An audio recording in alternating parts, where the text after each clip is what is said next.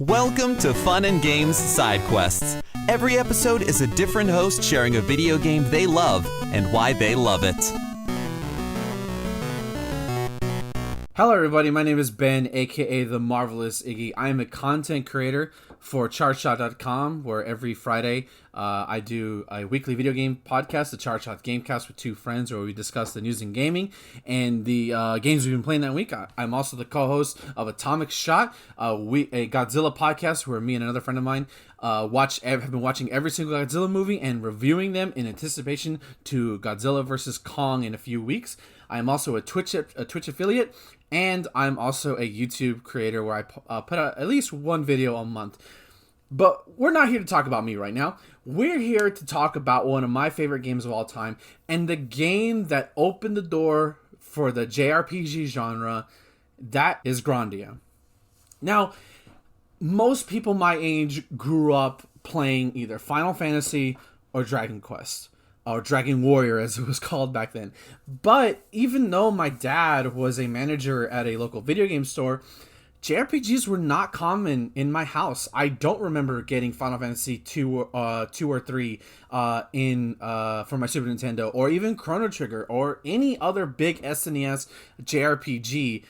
We didn't get, namely because I was too busy playing my Sega Genesis, but I didn't even play Phantasy Star 4. So the concept of the JRPG just didn't exist to me. I think my first recollection of a JRPG was walking in on my dad in the living room one day, and he was playing Final Fantasy VII. I just remember being very, very spooked out because I think he was doing a Sephiroth scene.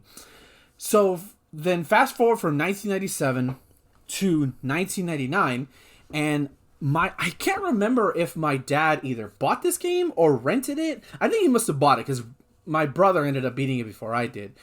So here comes this game, which was unlike anything I played before. Because for me, growing up, I played primarily beat-em-up games, adventure games, fighting games. That's pretty much what I played and what I enjoyed.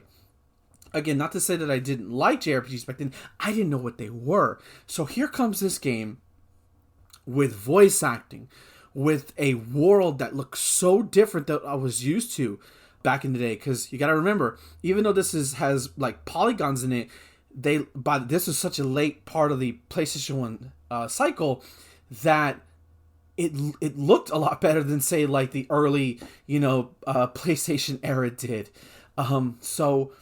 And the sense of scope that this game has is just sheer awe-inspiring. And for a 9-10-year-old, that's like the perfect game to JRPG to start with.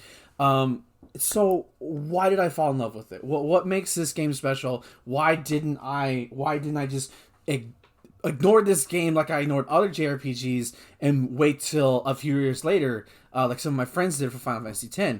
Well, I think it was because it hooked me with, first off, its characters.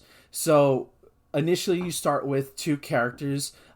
Justin, who is your main hero. He's kind of like your typical shonen, not really shonen, but kind of like cocky boy who wants to be an adventurer. He dreams big, kind of like your Disney protagonist a little bit. Then you have his friend Sue, who is not his sister, but just a little girl who tags around with him, basically acts like Justin's her big brother. And they're just such a good pair together because they're just getting into fights with other people in the town, or playing hide and seek, trying to become adventurers. And eventually you meet a cool badass warrior chick by the name of Fina, who I probably inspired my love for green-haired girls. Besides that, and once they're all together, that's when the game to me truly begins, because the character interactions, I think this is where I started to appreciate storytelling. As a kid, my dad emphasized reading. He really wanted me to read. Also, my grandmother, who had me reading at a very young age. But unfortunately, video games really didn't give me that avenue. Like I said, most I played were simple games that didn't express anything. For the first time in my life, I'm playing a video game with a story. I'm playing something with a narrative that I can sink my young teeth in, and enjoy myself. And the camaraderie between these characters or sometimes the hardships with these characters is heartbreaking and triumphant when you do something. It's such a great cast of characters, and of course you meet other characters that blend so well. Of course you have an evil empire in it that's fighting against it, but they have unique characters too that bring bigger elements to the story. And honestly, I think what it was the perfect storm, because I was super into anime, still am, back in the day, and game is very much take inspiration, at least the translation did, from sort of anime at the time. So it was like the perfect tidal wave of two genres coming together at the same time for me. And like, oh my god, this is for me. This is what I want. This is what I love.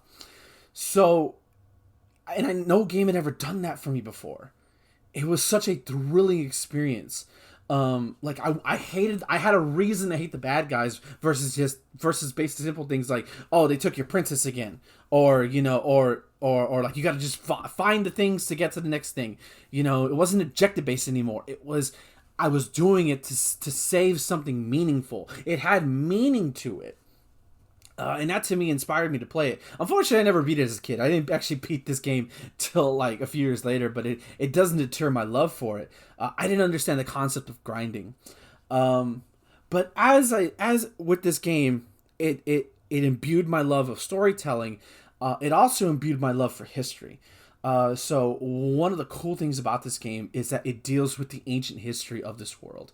It starts off simple enough, like I said, where you're adventurers who are just playing adventure. Next thing you know, Justin finds this pendant where, oh, what is this? It can't be anything, and it opens a door to this particular room that you see is a vision of this ancient lost civilization that holds the key to salvation. And it's like, oh my god, what is this? And as you progress through the journey, you're constantly seeing treks of that civilization. In fact, one of my favorite pieces of it, it's probably the most iconic from the game, is there's this huge wall. It's literally the half part mark of the game too. Before you go to the next area, there's a huge wall that's basically the people on Justin's side. They don't know what's on that side, so and they basically know that they have to cross the wall to go find this ancient civilization to see if it's even still around to help them save the planet. And just that idea of like, oh my god, this was here. And at the time in school, we're learning about ancient Egyptian mythology, ancient Greeks, ancient Romans. We're learning about things from like thousands of years ago that set the foundations for our civilization. It's just like, again, two things coming together, blending them, and it's just like, oh my god, this is what I love. This is what I love. So, it definitely inspired that for sure. And so also the music. If there's one thing I can say about this game is, this music is fantastic. Obviously, other JRPGs are going to get more played than this one, but whenever I hear this soundtrack, I can only think of one word and one word only, and that word is adventure. It screams for it. To search everywhere, every nook and cranny. The battle music is hype, ready to fight any kind of creature or monster or evil empire that wants to get in your way. Visually, I love how it combines like sprite work, like the characters, I think they're 32-bit sprites. I could be wrong on that, but the overworld's 3D, but it looks so cool 3D. It gives like such a unique look that at the time I had never seen before. And so like it blew my mind. Obviously, I didn't understand the concept of what makes sprite work so beautiful until years later, like into my 20s. But going back to it, I think even back then though, I understood I was looking at something special. Like it just opened and like I said, like this game just busted the door down for me. Next thing I know, a year later, my dad gives me Golden Sun, which is another game for another topic for another time. But it was this game that started it all for me, and I'll never forget it. I'm ashamed that I've only played this game twice in my life, but sometimes you don't need to play a game multiple times to love it. Sometimes you just need to play it twice and you just know, right? You just know it's yours and nothing's ever going to change that.